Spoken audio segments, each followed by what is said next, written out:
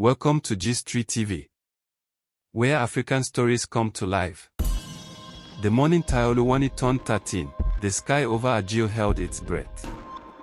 The wind rustled the raffia roofs of the mud huts in uneasy whispers, and the village dogs barked at shadows that no one else could see. She woke to the sound of drums, soft, slow beats from the forest edge that no one else admitted to hearing. Her mother, Kikolomo, glanced at her with tired eyes and asked no questions. There were things they did not name in Ajio, especially on mornings like this. Taoluwani was a quiet child, the kind who noticed what others ignored. She watched the way the palm trees bent only on one side of the compound, as though bowing in reverence or warning. She saw the way the old women tied their headscarves tighter whenever someone mentioned the Iroko tree. She heard the trembling in her uncle's voice when he told stories of the days before the curse. Even in silence, the village remembered. It had begun long before Taoluwani was born. The old stories said there was once a woman named Ajok, a healer, a midwife, and a seer who worked with the gods. She could whisper to the herbs and they would bloom in her hand. Her voice calmed the wails of laboring women, and her chants quieted even the most fevered children. But when a great sickness swept the village and the Bele's only son died in her arms, they called her witch. Fear is a powerful thing. They bound her mouth, burned her heart, and chased her into the forest with curses on their tongues. She vanished into the mist, and the next morning, nothing in Ajio was ever the same. The rain refused to fall for months. Crops rotted before they ripened. Children stopped being born in twos, no more twins, no more laughter echoing through the mango groves. People whispered of voices calling from the forest, of dreams where Ajok returned, weeping blood. But no one dared enter the woods. Not since the night the priest apprentice wandered too close to the cursed tree and returned with hair white as cowrie shells and eyes empty of memory. Taoluwani had heard all these tales, and unlike the others her age, she believed them. That morning, as she walked through the narrow path to fetch water, she passed the shrine. The wooden idol of Ogun, worn and cracked, seemed to watch her. She paused, whispered a greeting, and left a small kola nut by its feet. The forest rustled in approval, or maybe it was the wind. In Ajio, even the wind carried secrets. At the stream, she met Erik, her closest friend. Erik had eyes like sunlight and a laugh that could chase shadows. But today, her face was drawn.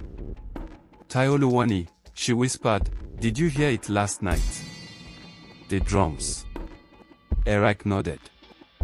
"My mother said it's just the hunters preparing for the new moon." "But the hunters don't drum," Taoluwani said quietly. "Not like that." They exchanged glances, a flicker of fear passing between them like a shared ember. They filled their calabashes in silence and walked home without laughter. The village air was too thick with something old and watching. That evening, the bell called a gathering. The village square filled slowly, unease coiling around every ankle. Taoluwani sat with her mother near the back, where the shadows stretched longer. Baba Aleko, the oldest elder, stood with his staff, eyes glazed and distant. "There is a stirring," he said.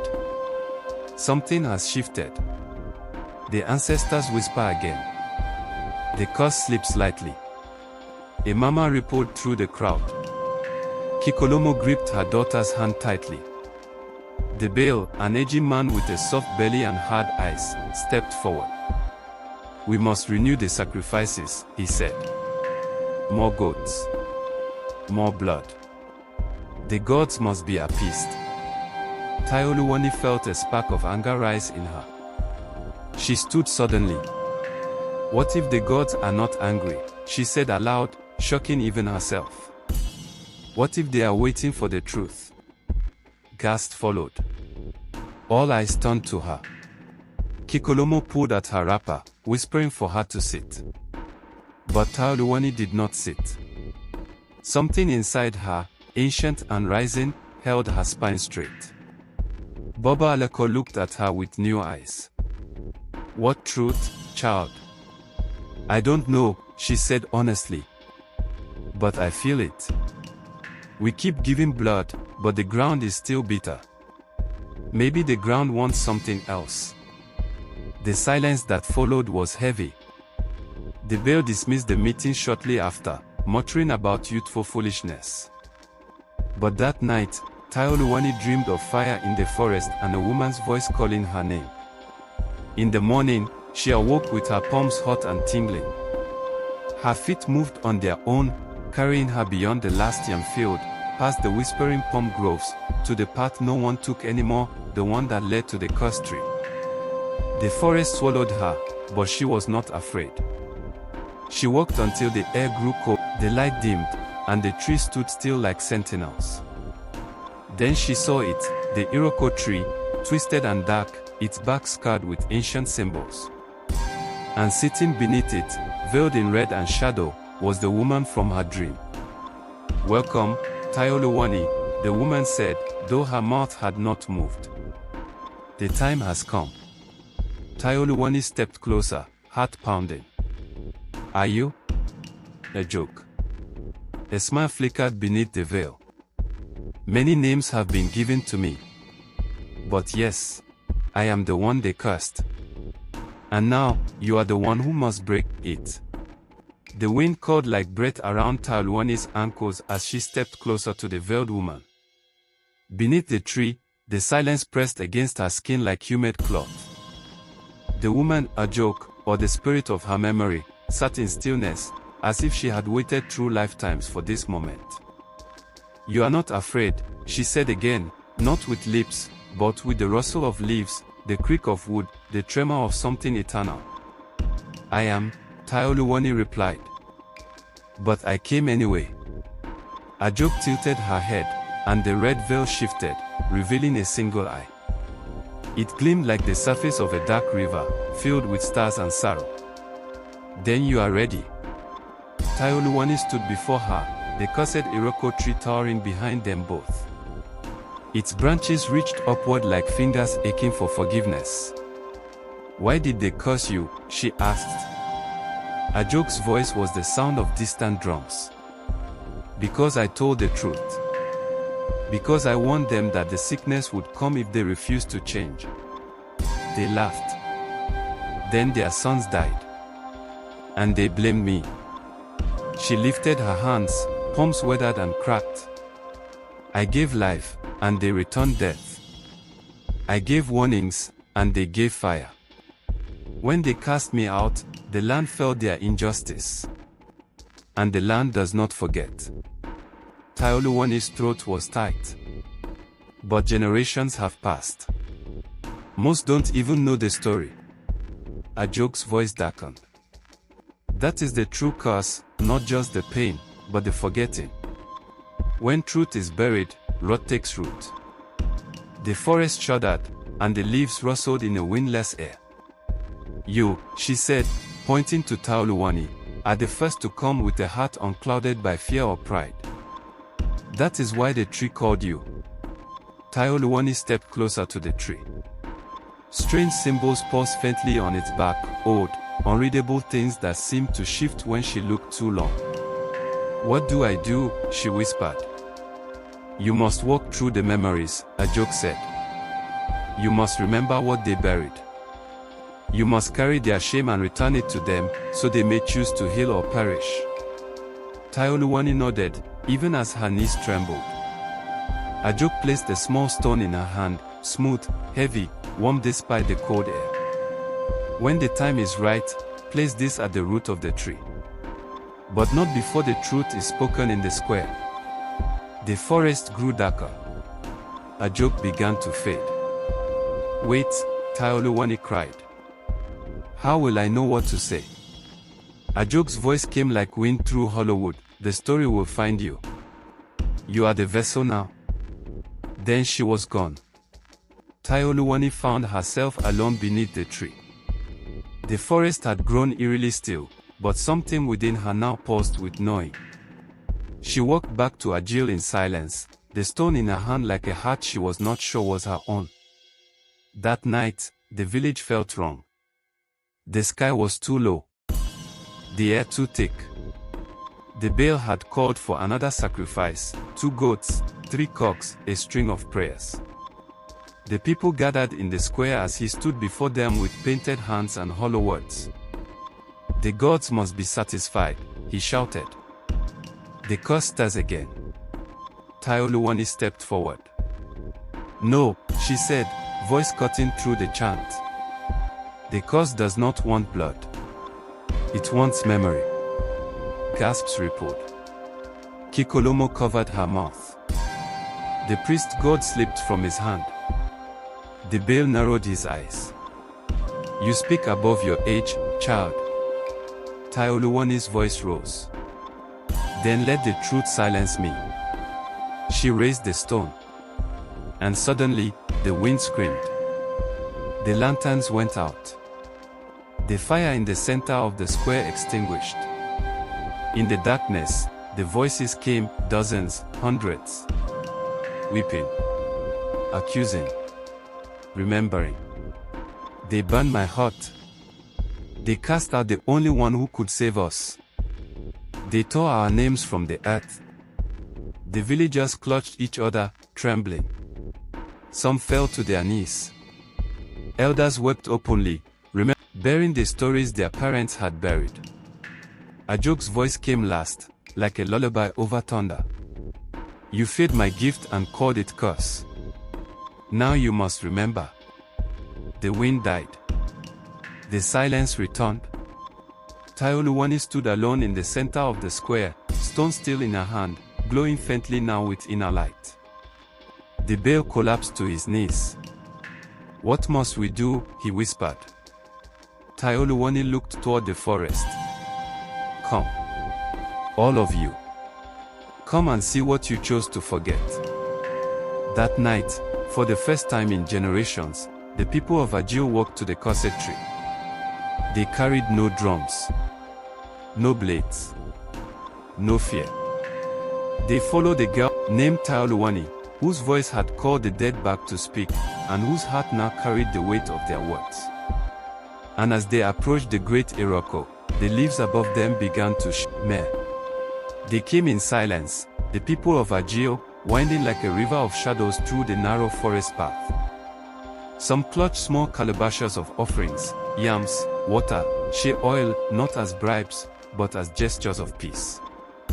Others came empty-handed, carrying only the weight of guilt passed down through generations. No one had walked this path for decades, but their feet remembered the way, just as their spirits had begun to remember the truth. Taoluwani led them, a single oil lamp in her hand, its flame trembling but unyielding. Her mother followed just behind, lips whispering prayers Taoluwani could not hear. At her side, Eric moved with quiet certainty, never once taking her eyes from the girl she had once fetched water with. The forest did not resist them this time. The wind carried no threat, only the rustle of old memories. The trees leaned inward, listening. And when they reached the great Iroko tree, it stood in welcome, its massive branches stretched wide as if embracing the ones who had once feared it. The villagers stopped a few paces away, hesitant. Go on, whispered Eric. Taoluwani stepped forward. The stone in her palm paused again, its warmth now steady. She knelt at the roots of the tree. The earth here was rich and red, stained with both time and sorrow. She placed the stone gently on the soil. Nothing happened at first. Just silence. Breath held by the land and its people. Then, the roots began to glow faintly, lines of light spreading outward like veins. A low hum rose from the earth, not of danger, but of awakening. The leaves of the Iroko rustled and shimmered, and the air filled with a scent, palm oil, rain-soaked earth, and something older than memory.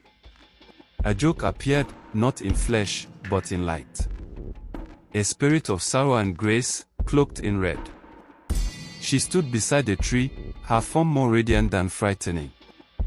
Her eyes swept over the villagers. You have remembered, she said. Her voice no longer sounded like wind or drums, but the clear bell of a morning after storm. You cast me out, but your daughters have called me back. Not to curse you again, but to restore what you lost. The villagers wept. The Baal stepped forward and fell to his knees. Forgive us, he whispered.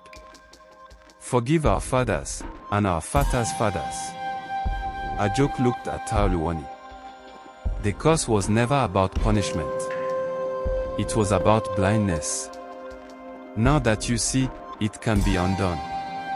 She raised her arms, and the light from the roots surged upward, spiraling through the tree's trunk, out to its limbs, and then burst like sunrise into the sky.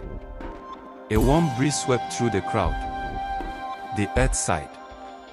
The curse broke, not with thunder, not with spectacle, but with stillness. Later, they returned to the village. That night, no goats were sacrificed. No chickens were offered. Instead, the villagers gathered in the square around a fire. They sat in a wide circle, hand in hand, old and young alike. No one led them. The silence itself was holy. Then, an elder began to speak, not of deities or power, but of mistakes. They told the truth aloud. One by one, they added their stories. How fear had driven their ancestors to cruelty. How shame had silenced their descendants. And how silence had kept the curse alive. When it was Taoluwani's turn, she said only this. If we forget again, it will return. And so, they remembered. In the months that followed, things began to change. Rain came. Crops grew with vigor. Children were born healthy. A woman gave birth to twins for the first time in 40 years, and the entire village danced until dawn. The forest, once forbidden, became sacred again. They built a shrine not to appease gods, but to honor memory. And at the center of it stood the great Iroko tree, no longer cursed but revered, a place of pilgrimage and reflection. Taoluwani never claimed power, though many believed she had it. She continued to fetch water, grind pepper, braid hair. But when people looked at her, they saw more than a girl. They saw the one who walked into fear and returned with the truth. Years passed. Taoluwani grew, married a quiet man named Dorojoye, and had children of her own. She never left Ajio, though she was invited to many places. Her daughters learned the names of the herbs, her son memorized the stories and recited them by moonlight. And every year, on the night the curse was broken, the village gathered under the stars. They sat in a wide circle by the fire. And they told the story again. Once, there was a woman they called a witch. They would begin. And a girl who remembered when no one else would. And so, Ajio lived, not without hardship, but without forgetting. Because as long as one voice still remembered, the curse could not return.